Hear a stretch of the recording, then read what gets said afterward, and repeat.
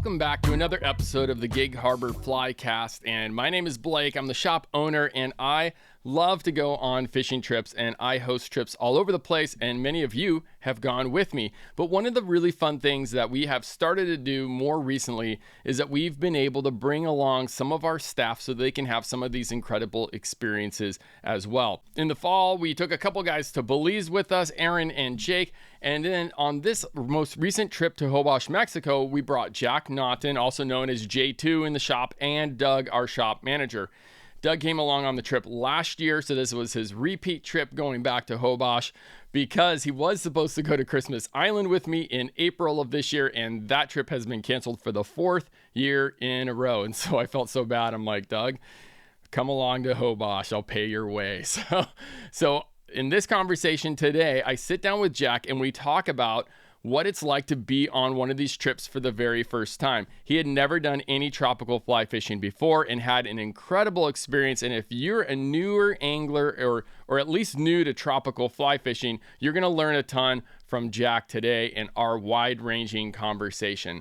Before we go and jump into this conversation, though, I want to let you know that we have some really fun trips coming up this next year. We are returning to Hobosh, Mexico. We have a trip to Cuba aboard the Georgiana. It's a live-aboard yacht that we fish with skiffs off of. Super fun. We have a Cuba cultural trip as well that's great for couples, and that is a follow-up trip to the Georgiana trip. You can do one or the other or both. We have a Belize trip in January. That is a super fun trip as well. And fingers crossed, hopefully we are doing a Christmas Island trip this year for the 5th attempt. They have had a very hard go post-COVID. So hopefully we can get out there. And I would love for you to check out the information we have online about these different trips, and maybe you want to join us on one of them. Before we jump into this conversation with Jack, I want to quickly let you know about our subscription service, Fly of the Month. Our Fly of the Month club ships you flies every month to be fished that next month. We send out an email explaining about the flies, how to fish them, where to fish them. We give you links on where to go, even information on how to tie these things up if you're a fly tyer. It's a great way if you're a newer angler to build up your fly assortment, but also have flies that are effective that you know how to fish throughout the year. So check out Fly of the Month. We have it available for freshwater as well as Puget Sound saltwater, and there's information on our website for Fly of the Month. Now let's jump into the conversation with Jack. Welcome to an episode of the Gig Harbor Flycast. Today I have Jack Naughton on the show, and he is one of our shop associates at the Fly Shop, and he's been with us for a little bit and had a really cool experience going on his first tropical fly fishing trip down to Hobosh, Mexico with us recently. So I thought we'd sit down and talk about that. And I did a podcast earlier this morning with Nick English from Grundon's. It was super rad. Check it out on our channel or on the podcast app. If you haven't seen that one yet, that was a lot of fun with him. But the difference with Nick and with Jack is that it's the afternoon. So I said, Jack, we're having cocktails. What would you like to drink? He said, Some summer. It's like summer. It is beautiful outside. I wish I was actually out fishing and not just in the dark little studio, but we do have cocktails, and so cheers. Salute. So the cocktail we have here, what do you think? It's good. It's not bad. It is pretty good. Okay, so what it is 2 ounces of Reposado tequila. There's a half of an ounce of fresh lime juice. There is a half of an ounce of Ixtabentún liqueur, which is from the Yucatan Peninsula. So I was trying to keep with the theme of our podcast episode today. And there is also a fourth of an ounce of orgeat syrup. And then there's 4 ounces of pineapple juice. Topped off with a Luxardo maraschino cherry. Quite possibly the best cocktail garnish. They're so good. Yeah. I'm more in the camp of letting mine soak in the drink until the end. It's like a dessert. I almost always have the cherry at the end in a Manhattan, but it's so good. Oh my gosh. Yeah. Very good. Okay, so Jack, you've been with us since June of 2021, Yeah. I believe. So I think it started June 1st. I think you're probably right. Probably right. And you graduated from University of Puget Sound. But you're actually from the area. A lot of UPS students are from. Well, I'm not. You're not from the area. No. No, I grew up all over the East Coast. Okay. Florida, Massachusetts, Rhode Island, New Jersey, then out to California. Well, I knew you were in the Bay Area for a while, but I just figured that you've been in the Northwest for a while since your mom's in Seattle. She moved up 2 years ago.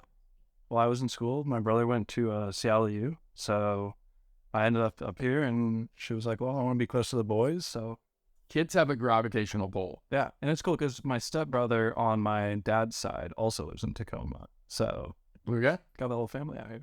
Now, does anybody else in your family fly fish? No. How did you get into it? So Jack Wall, old employee, him and then a bunch of other buddies in college got me into it in 2019, I want to say. Like, dad on the green. They asked me if I wanted to go fishing. I'd never been, and I was like, yeah, I'll hang out by a river and just play around and hang out with buddies. Yeah, and so, I mean, since then, it's always been that kind of thing. It's been like with buddies and a great way to hang out and meet people and huge social thing. Agreed.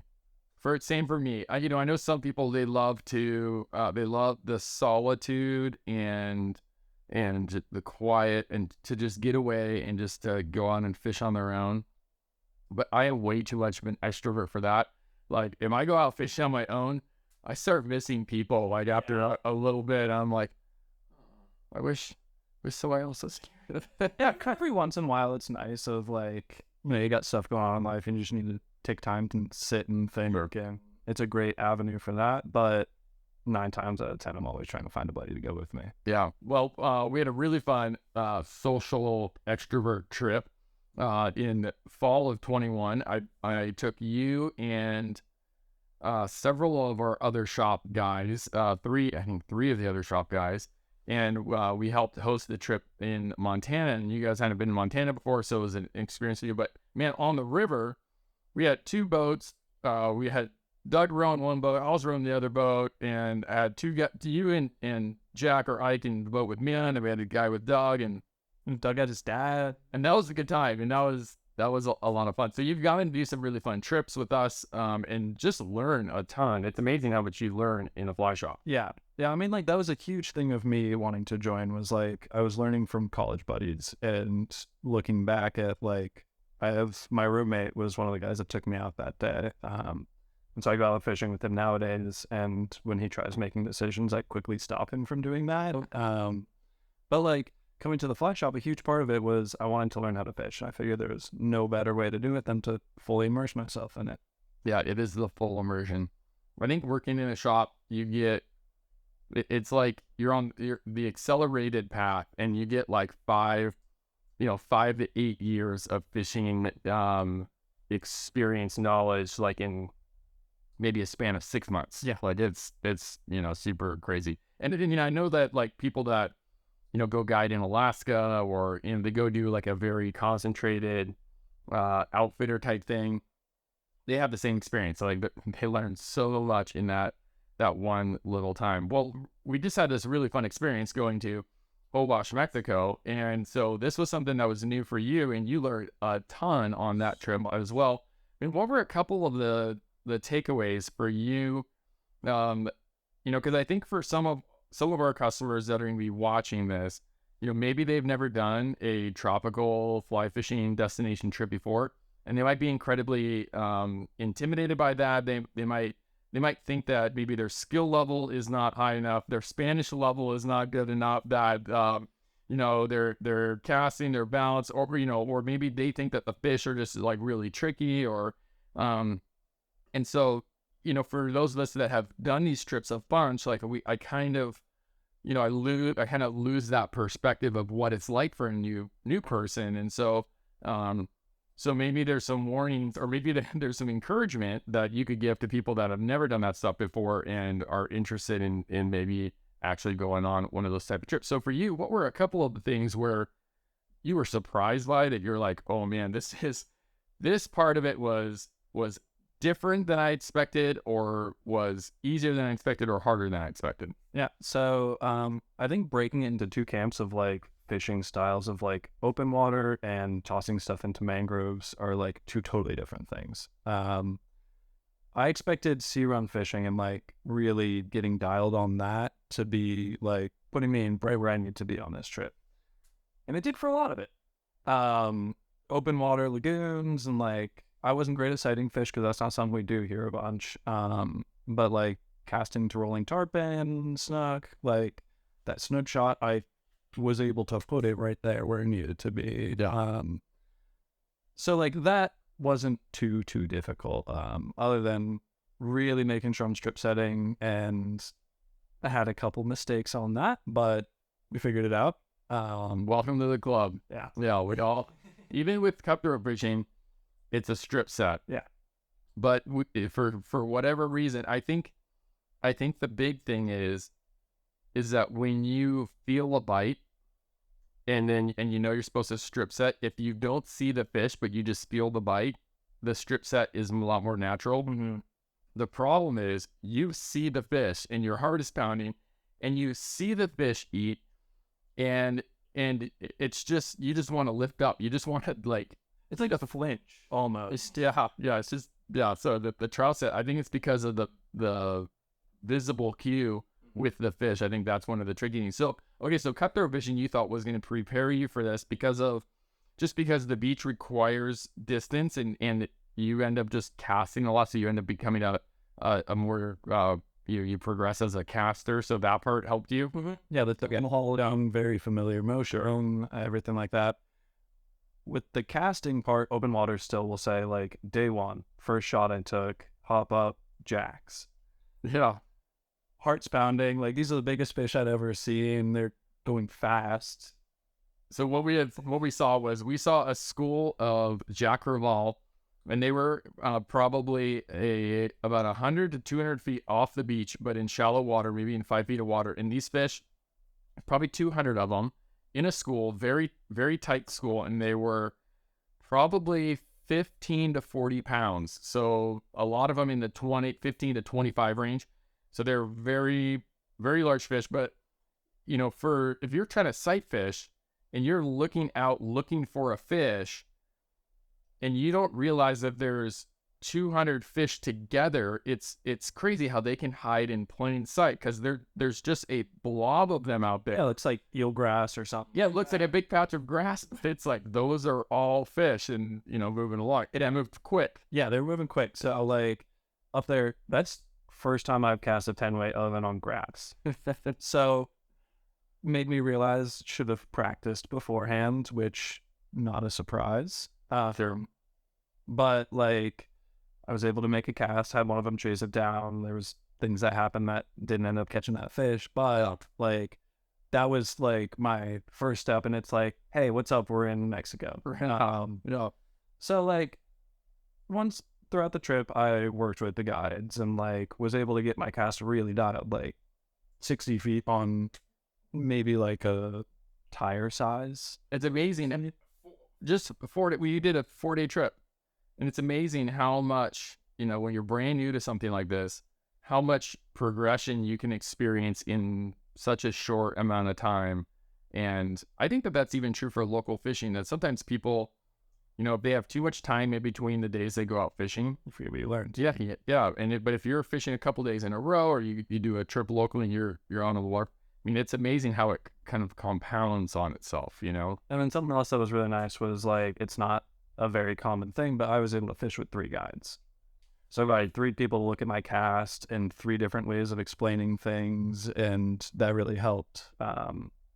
Especially last day, like I was with Carlos, and he's like, all right, first, like you pick up line. If that's not good, the rest of your cast isn't going to be good. And so he's like, all right, not a huge haul on your first back cast. Just a little, and then shoot it. Yeah. That's all you need. So like if I had that knowledge when we were taking shots at permit, hopefully it would have been a totally different game. And it's like, next time we go, or next time we get shots at permit, maybe I actually have a chance of hooking one, because I'm not freaking out because it's my first time.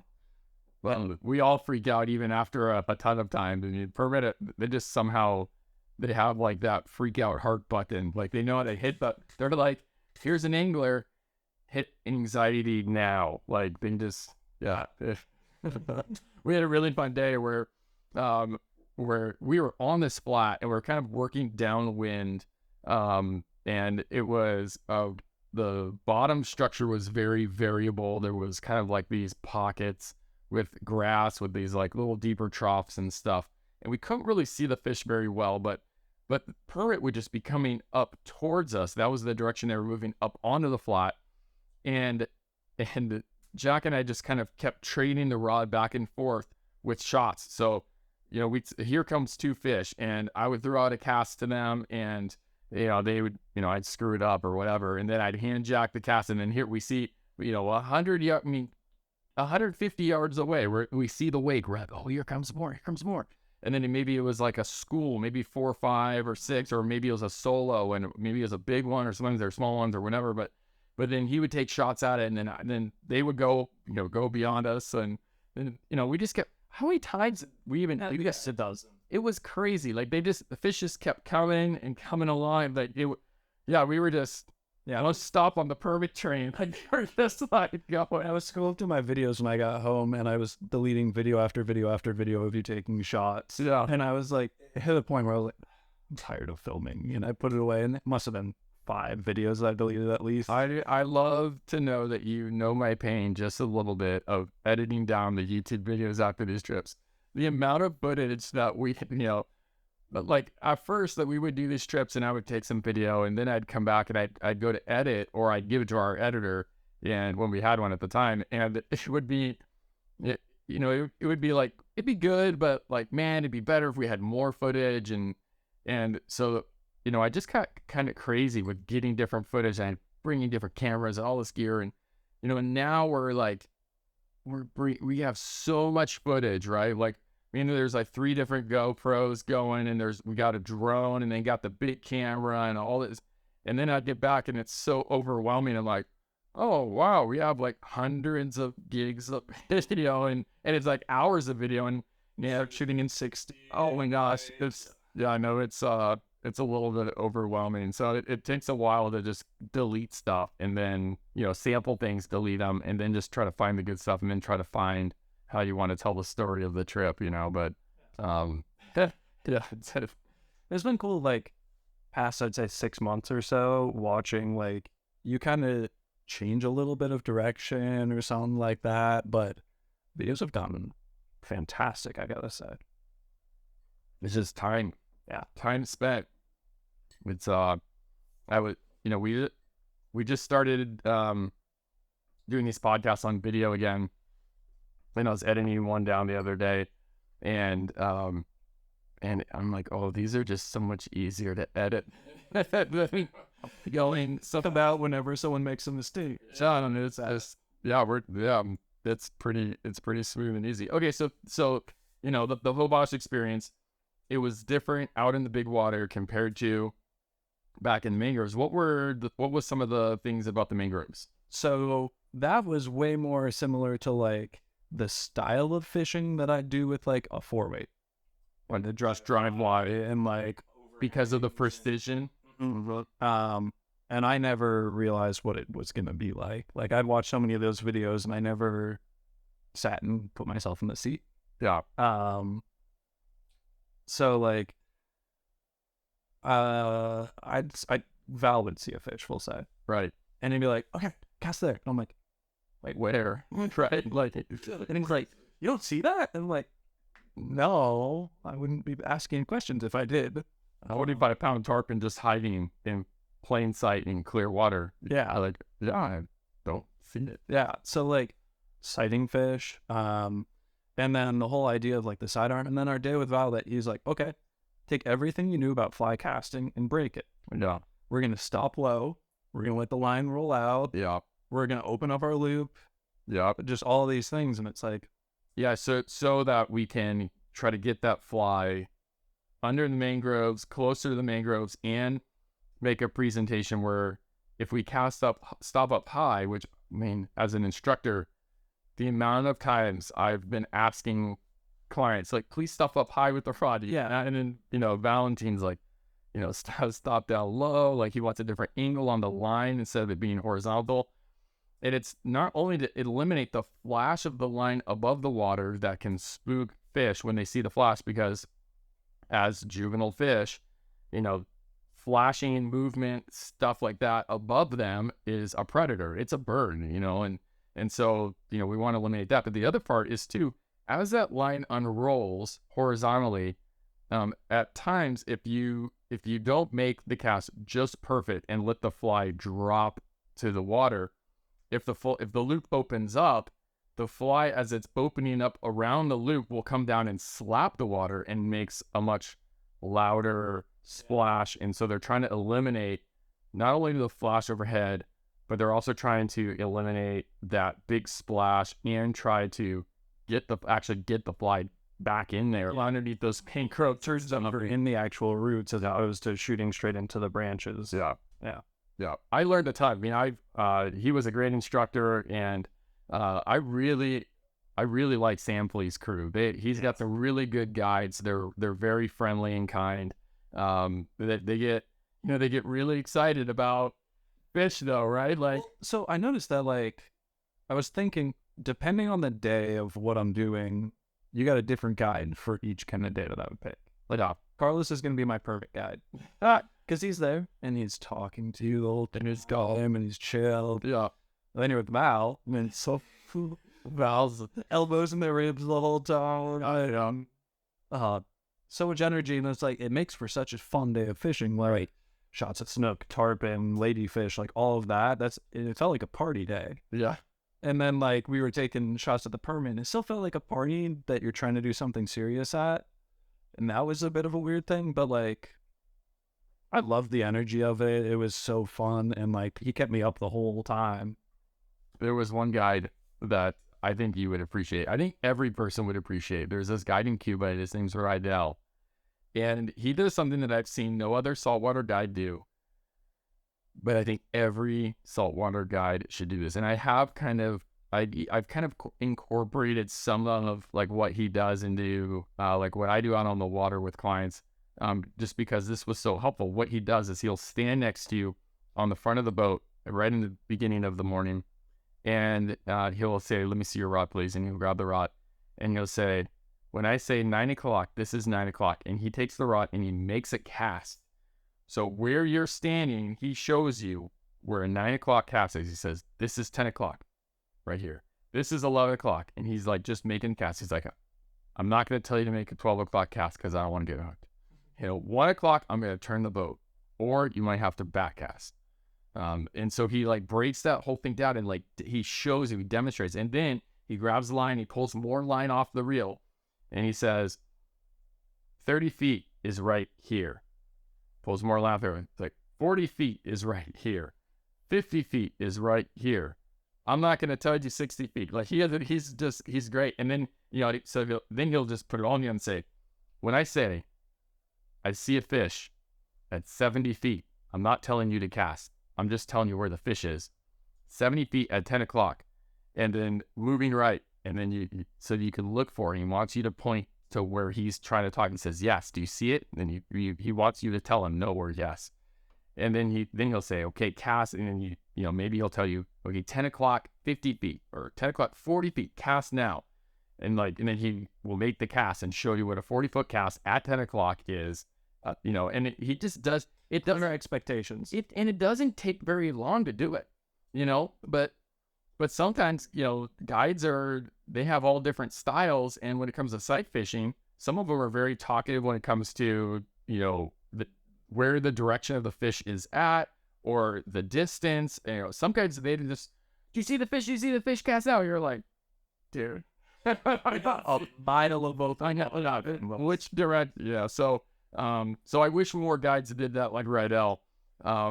But yeah, I love fishing with Valentine. And I think for some people, they might get a little bit anxious and worked up because he is so passionate and so excited, and just like, he's just going crazy. I mean, we even took a clip of, while I was editing down the video, I took this clip of just the guy just freaking out of the fish and strip, he's just like going crazy. And I like took this clip and I sent it to a couple of guys who loved it. And I'm like, hey, you can save this as a ringtone on your phone. It was awesome. But I don't get super worked up by his excitement, but I think some other people would. I love to share that part of it. And I tried in the edit of the Hobosh video that we did, I tried to bring out that part of his passion and excitement. I tried to with that weights. Yeah, I tried to keep all that in there because he's just like, he's such a fun guide and so excited about it that I wanted to make sure that footage was in there so people could just kind of get an appreciation for how much he loves. And he's been guiding for a long time. Yeah, but he loves it. He's just passionate about it, and yeah, it's so exciting. Okay, what about other things that you learned? Because you actually caught some species of fish that you had never even fished for. I'm like, how's the bowl? All of fish. Well, and yeah, so on the trip you got. Okay, so we got tardinan. Yeah. A snapper while trying to permit fish that I never even saw. Right. Ladyfish, snook. Is that it? I don't know, but I think that's it. Yeah, and if eats from needlefish that I just wanted to see what happened. Yeah, bad things. Bad things.